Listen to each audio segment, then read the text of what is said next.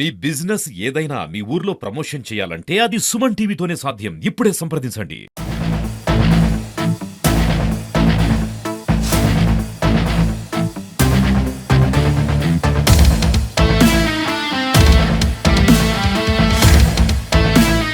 కర్నూలు నగర ప్రజలకు నమస్కారం. మీకు నగరపాలక సంస్థ నుంచి చేస్తున్నటువంటి విజ్ఞప్తి ఏంటంటే, నగరపాలక సంస్థకు సుమారుగా 130 కోట్ల బకాయిలు రావాల్సి ఉంది. దాంట్లో ప్రాపర్టీ ట్యాక్స్ కానీ, నెక్స్ట్ ట్రేడ్ లైసెన్సులు, షాప్ రూమ్ రెంట్లు, నెక్స్ట్ లీజులు, అదేవిధంగా అడ్వర్టైజ్మెంట్ ట్యాక్సెస్, దాంతోపాటు ఉన్నటువంటి నీటి కుళాయిల పన్నులు, ఇట్లాంటివన్నీ కూడా 130 కోట్ల వరకు రావాల్సి ఉంది. కాబట్టి వీటన్నిటినీ మనము సమకూర్చుకొని వీటిని అభివృద్ధి కార్యక్రమాలకు ఖర్చు పెడితే తప్ప కావలసినటువంటి కనీస సౌకర్యాలు ఏర్పాటు చేయలేము. ఇప్పుడు నగరంలో అనేక చోట్ల 20 సంవత్సరాలకు ముందు కలిసినటువంటి ప్రాంతాలతో కలుపుకొని, అదేవిధంగా పాత నగరంలో కూడా అనేక చోట్ల పాత డ్రైన్లతో అవి సీవేజ్ వాటర్ ఫ్లోను సరైనగా సపోర్ట్ చేయలేకపోతున్నాయి. అవసరమైనటువంటి మోడర్న్గా ఉన్నటువంటి ఈ సీవేజ్ ట్రీట్మెంట్స్ సంబంధించినటువంటి ప్రాసెస్ను మనం కంటిన్యూ చేయలేకపోతున్నాం. కాబట్టి వీటన్నిటికీ కావాలంటే డబ్బులు కావాల్సి ఉన్నాయి. మనకు 100కు పైగా పార్కులు ఉన్నాయి. వాటిలో కనీస సౌకర్యాలు అయినటువంటి వాకింగ్ ట్రాక్, పిల్లలు ఆడుకోవడానికి కావాల్సిన ఎక్విప్మెంటు, లేదంటే గ్రీనరీ, ఇవన్నీ కాంపౌండ్ వాళ్ళు ఇవన్నీ ప్రొవైడ్ చేయాలన్నా కూడా మనకి ఎంతో డబ్బులు అవసరం ఉంటుంది.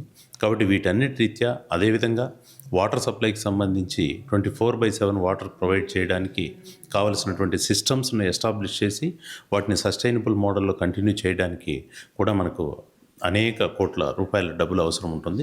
వీటన్నిటినీ మనం సమకూర్చుకోవడానికి మనకున్నటువంటి ఆర్థిక వనరులన్నింటినీ సద్వినియోగం చేసుకోవాల్సి ఉంది. వాటిల్లో property tax, trade license, water taxes, advertisements, ఇలాంటివన్నీ కూడా మనకు తోడ్పడాల్సి ఉంటుంది. వీటన్నిటినీ ప్రజలకు పన్నులు కడితే తప్ప మిగతా ఈ రకంగా మనము సౌకర్యాల కల్పన చేయలేము. ఆధునిక అవసరాలకి, అదేవిధంగా పెరుగుతున్నటువంటి ఏరియాలకు కావాల్సినటువంటి కనీస సౌకర్యాలను కూడా ప్రొవైడ్ చేయాలంటే మీరు ఈ విషయంలో మీ వంతు సహకారాన్ని అందించాల్సిందిగా కోరుతున్నాను. అదేవిధంగా ఇప్పుడు 6 నుంచి 9 సంవత్సరాల వాటిపైన వ్యాపారాలు చేసుకుంటూ ఆదాయాన్ని ఆర్జిస్తున్నటువంటి వారిపైన మనము మొదటిగా ఈ యొక్క పన్ను వసూలు కోసం జప్తుల కార్యక్రమం ఏర్పాటు చేయటం జరిగింది.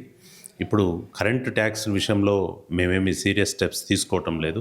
అదేవిధంగా నగరపాలక సంస్థ ఇప్పుడు సిటిజన్ ఫ్రెండ్లీగా, పబ్లిక్ ఫ్రెండ్లీగానే ఉంటుంది.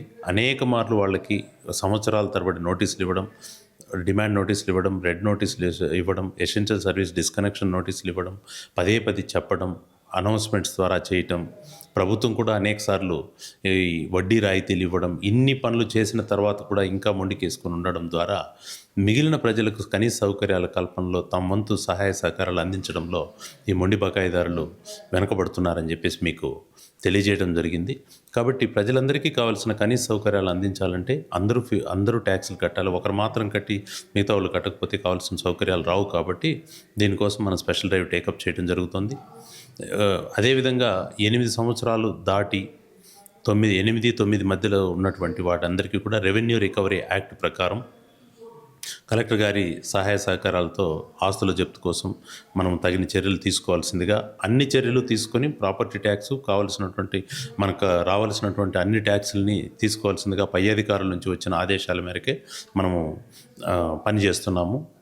అదేవిధంగా కోర్టులో కూడా ఛార్జ్ షీట్స్ ఫైల్ చేయడం జరుగుతుంది.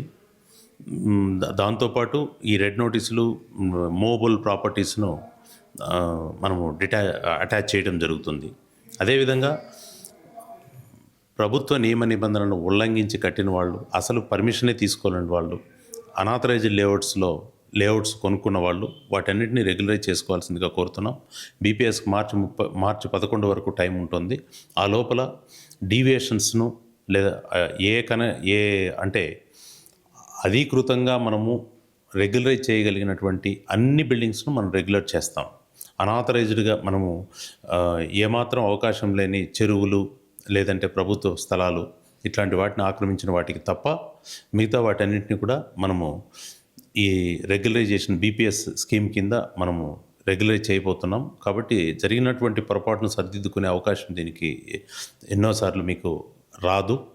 ఈ ఒక్కసారి చివరి అవకాశం అని చెప్పేసి ప్రభుత్వం తెలియజేయడం జరిగింది. కాబట్టి కోర్టులు కూడా దీనికి అతి కష్టం మీద దీనికి అనుమతి ఇచ్చే అవకాశం ఉన్నటువంటి ప్రస్తుత పరిస్థితుల్లో దీన్ని సద్వినియోగం చేసుకోవాల్సిందిగా కోరుతున్నాను. ఈ బీపీఎస్ ఎల్ఆర్ఎస్ వాటిని చేసుకొని రెగ్యులరైజ్ చేసుకోవడం ద్వారా మీకు లభించే సౌకర్యాలు ఏంటంటే మీ ఆస్తులకు విలువ పెరుగుతుంది. అదేవిధంగా కనీస సౌకర్యాలు అంటే రోడ్లు, డ్రైన్లు, నెక్స్ట్ డెడ్ ఎండ్ రోడ్లు రాకుండా కనెక్టివిటీ ఉండటం, మీ ఆస్తులకు తగిన విలువ దొరకటం, లిటిగేషన్స్ ఫ్రీగా ఉండటం, ఇట్లాంటివన్నీ సౌకర్యాలు ఉంటాయి. కాబట్టి దీన్ని మీరు సద్వినియోగం చేసుకోవాల్సిందిగా కోరుతూ, ఈ పట్టణ ప్రజలందరూ కూడా పన్నులు చెల్లించి బీపీఎస్ ఎల్ఆర్ఎస్ ద్వారా తమ చిన్న పొరపాట్లను రెగ్యులైజ్ చేసుకోవడం ద్వారా ప్రభుత్వానికి, నగరపాలక సంస్థకు సహకరించి ఈ కనీస సౌకర్యాలను కల్పించి నగరాన్ని ఆధునికంగా నెక్స్ట్ కావలసినటువంటి అన్ని సౌకర్యాలతో మనం తీర్చిదిద్దుకునేదానికి మీ వంతు సహాయ సహకారాలు అందించవలసిందిగా కోరుతున్నాను.